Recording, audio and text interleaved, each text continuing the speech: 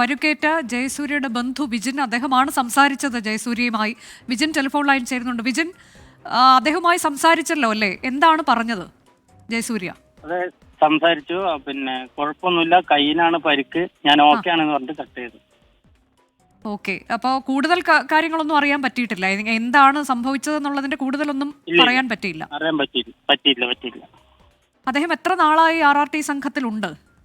ഈ കഴിഞ്ഞ ഇതിൽ ബീച്ച് ഫോറസ്റ്റിൽ കയറിയതാണ്. പിന്നെ RRTയിലേക്ക് കയറിയിട്ട് ഇപ്പം ഒരു വർഷം ആവുന്നുള്ളൂ. ഓക്കെ, ഇപ്പോൾ നമുക്ക് അവിടെ നിന്ന് അദ്ദേഹത്തെ എത്രയും പെട്ടെന്ന് പുറത്തേക്ക് കൊണ്ടുവരാനൊക്കെയുള്ള നടപടിക്രമങ്ങളാണ് നടക്കുന്നത്. അതേക്കുറിച്ച് എന്തെങ്കിലും അദ്ദേഹം പറഞ്ഞോ? എന്താണ് അവിടെ സംഭവിക്കുന്നത് എന്നെങ്കിലും ഇതിനെക്കുറിച്ച്? ഇല്ല, ഇത് മാത്രമേ പറഞ്ഞിട്ടുള്ളൂ. അപ്പോഴേക്കും കട്ട് ചെയ്തു. ഇപ്പൊ ഞങ്ങൾ ഇവിടുന്ന് വീട്ടിൽ നിന്ന് അങ്ങോട്ട് ഹോസ്പിറ്റലിലേക്ക് പോകാൻ വേണ്ടി ഇറങ്ങുവാണ്. ഓക്കെ, മറ്റു കാര്യങ്ങളൊന്നും കൂടുതലായിട്ട് സംസാരിച്ചിട്ടില്ല. ശരി, അപ്പോൾ അദ്ദേഹത്തിന്റെ സംസാരത്തിൽ നിന്ന്, ആ ശബ്ദത്തിൽ നിന്ന് ഒരു അവശത ഒരുപാടുണ്ട്, അല്ലെങ്കിൽ താങ്കൾക്ക് എന്താണ് തോന്നിയത്?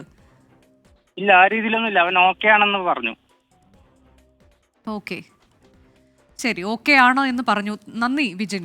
ജയസൂര്യയുടെ ബന്ധു, പരിക്കേറ്റ ജയസൂര്യയുടെ ബന്ധുവാണ് ഇപ്പോൾ നമ്മളോട് സംസാരിച്ചത്. വിജിൻ സംസാരിച്ചിരുന്നു ജയസൂര്യയുമായി. അപ്പോൾ തനിക്ക് കുഴപ്പമില്ല, ഓക്കെ ആണ് എന്ന് പറഞ്ഞുകൊണ്ട് ഫോൺ കട്ട് ചെയ്തു എന്നതാണ്. അപ്പോൾ ആ ഒരു ആശ്വാസകരമായ വാർത്ത കൂടിയാണ് ഈ ഘട്ടത്തിൽ വരുന്നത്. ആക്രമിച്ചത് കടുവ തന്നെ എന്നത് OR കേളു നേരത്തെ 24-ലൂടെയാണ് ആദ്യം സ്ഥിരീകരിച്ചത്. ദേഹത്തേക്ക് ചാടി വീഴുകയായിരുന്നു. അപ്പോൾ ഷീൽഡ് കൊണ്ട് തടുത്തു. നഖം കൊണ്ട് പരുക്കേറ്റിട്ടുണ്ട്, എന്നാൽ പരുക്ക് ഗുരുതരമല്ല. എന്നാൽ അദ്ദേഹത്തിന് ചികിത്സ നൽകേണ്ടതുണ്ട്. മാനന്തവാടി മെഡിക്കൽ കോളേജിലേക്ക് അദ്ദേഹത്തെ എത്തിക്കും. അത് ഏത് വഴിയിലൂടെയാണ് എന്നത് അറിയില്ല. 2 വഴികളുണ്ട്, ചെറുവഴികളാണ്. ആ വഴിയിലൂടെ അദ്ദേഹത്തെ പുറത്തേക്ക് കൊണ്ടുവരുന്നതിൽ കുറച്ച് സമയമെടുക്കും. ഏത് വഴിയിലൂടെ കൊണ്ടുവരുമെന്നുള്ളത് അറിയില്ല. അദ്ദേഹത്തിനെ വളരെ വേഗം തന്നെ ആശുപത്രിയിലേക്ക് എത്തിക്കും. വലത് കൈയിലാണ് പരുക്കേറ്റത്. കടുവ ദേഹത്തേക്ക് ചാടി വീഴുകയായിരുന്നു. രാവിലെ ഡ്രോൺ നിരീക്ഷണത്തിൽ കടുവയെ സ്പോട്ട് ചെയ്തിരുന്നു.